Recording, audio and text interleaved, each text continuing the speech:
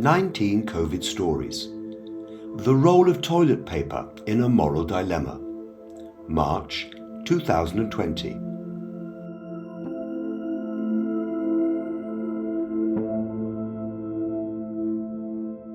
Father Andre took his place in the orderly queue in front of the supermarket.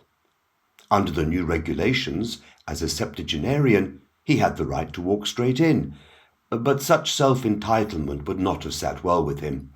A priest was a priest, even when wearing his civvies. With the warm weather, waiting in line could not have been more pleasant. Despite the best efforts of the media to portray the outbreak as the end of the world, the absurdly blue sky, brilliant sunshine, and explosion of spring colours on every street corner contradicted any sense of Armageddon. The mood of the shoppers matched that of the weather. Father Andre was not standing in a line of masked virus refugees grimly waiting for their food ration, but a collection of cheerful, well-behaved citizens, rather self-consciously following the new shopping regulations, everyone enjoying a sense of solidarity that comes with communal conformity. Be completely humble and gentle. Be patient, bearing with one another in love. Ephesians chapter 4, verse 2. The queue shuffled forward. Father Andre considered the verse from Ephesians as the title for his regular Sunday sermon, but there would be no sermon on Sunday. Along with football games and concerts, church services had also been banned for the foreseeable future. Father Andre still failed to see any resemblance between the packed football stands he watched on television and the empty pews and sprinkling of worshippers he preached to at Mass.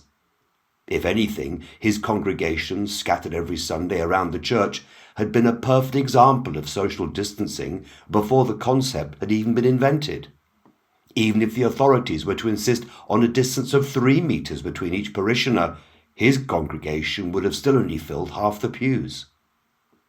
What really angered Father Andre was the assumption that a church mass was not an essential service. It was obviously considered by the authorities to be comparable to an audience enjoying a film at the cinema or a crowd cheering a football game. This crisis should have been the moment the church took its place once again at the very centre of communal life, offering renewed faith and a shared belief in something higher. Instead, everyone was told to stay at home and watch Netflix. Understand, O dullest of the people, fools, when will you be wise? Psalms, verse 94, chapter 8. The queue shuffled forward once again, bringing Father Andre to the entrance of the supermarket. The crisis had shifted the emphasis further from conducting church services to supporting the community, not so much preaching to the flock as checking its feed trough. This involved Father Andre visiting the homes of his elderly parishioners, or the most vulnerable, as the media like to refer to them, to offer spiritual and practical help. In this capacity, Father Andre heard confessions on intercoms, delivered food parcels, and, flanked by an army of carers in full PPE, visited the local home for senior citizens. Sister Ursula, of the Sisters of Mercy, had sewn him a mask in black to match his dark working suit, with the result that the oldest resident, Mr. Martin, on waking up suddenly, greeted him with the words, "Goodness, Father, you gave me a turn. I thought you were a fucking terrorist." That morning, the deacon had texted Father Andre with an additional item for his community service shopping list: toilet rolls. Just as Jesus had once distributed the loaves and fishes amongst the 5,000, Father Andre was to distribute rolls of toilet paper amongst the congregation of the Church of St. Agnes. As Jesus had managed this with just 5 loaves and 5 fishes, no doubt Father Andre would be expected to pull off the same trick with a single multi-pack of rolls. Father Andre stood in front of an empty shelf and its sign scrawled on a piece of brown cardboard: "Sorry, no toilet paper." He then gazed morosely around the supermarket. The scattered shoppers strolled along the aisles with an air of privilege that their turn in the queue had temporarily awarded them. They passed by the overstuffed shelves, registering the occasional gap with a mixture of jocularity and wonder. Overabundance interspersed with chronic shortages of one particular item being yet another quirk of this strangest of crises. After also failing to find spaghetti, Father Andre picked up 2 packets of Miracle Mix for Sister Ursula and disconsolately made his way towards the checkout area. Only one cash register was open. The plump figure of the cashier, wrapped in a nylon overall, was hunched over her mobile. Her chipped purple fingernails texted furiously while the eyes above the mask remained fixed on the small screen in her hand. She was obviously in great distress. "How long is this going to take?" Father Andre turned to the impatient voice behind him. Dirty brown hair topped glistening oversized features and an obese frame. Sausage-like fingers gripped the handlebar of a trolley stacked full with plastic-wrapped multi-packs of toilet rolls. Although binge buying was discouraged, it had not as yet been made illegal. "I said, how long is this going to take? Blimey, there's only one bloody till open and she's nattering on her phone. Come on!" Despite the toxic anger directed at her, the cashier continued her frantic texting. Father Andre turned back to face the front. Another few seconds passed. "Oi!" The cashier looked up, but not at the complainant. Instead, her eyes met those of Father Andre.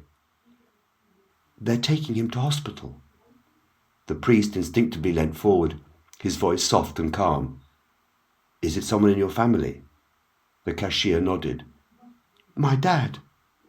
"Then you must go." Her expression clouded with confusion. "I can't. I've got work." "I'm a priest. I can explain to your manager. Just go."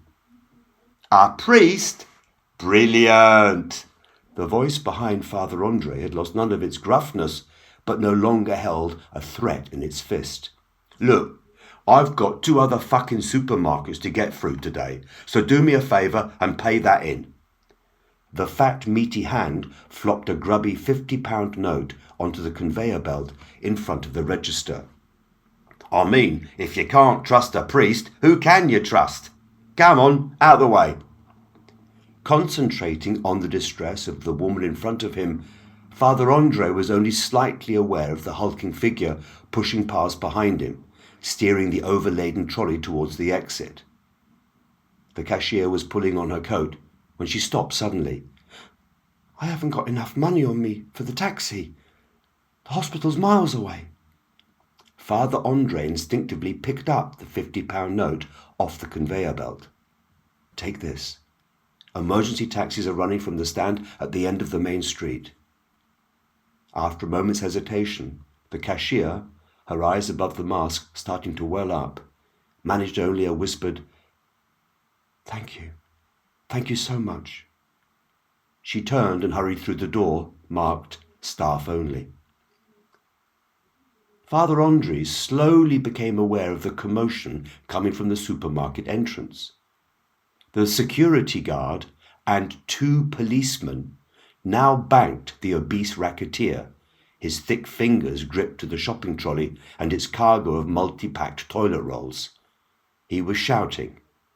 One of the policemen cut him short. "I'm sorry, sir, but if you don't have a receipt as proof of payment, you cannot take these items out of the supermarket." "I don't fucking believe this. I just fucking bought them, didn't I?"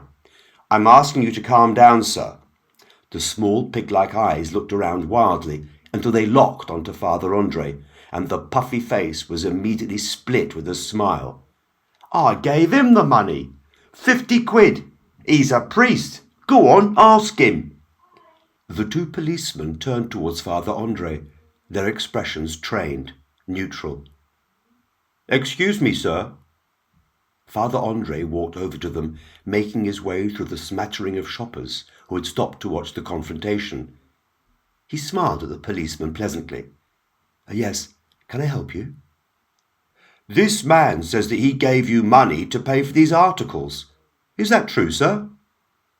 Father Andre, continuing to smile pleasantly, managed to add a faint sense of confusion. What money?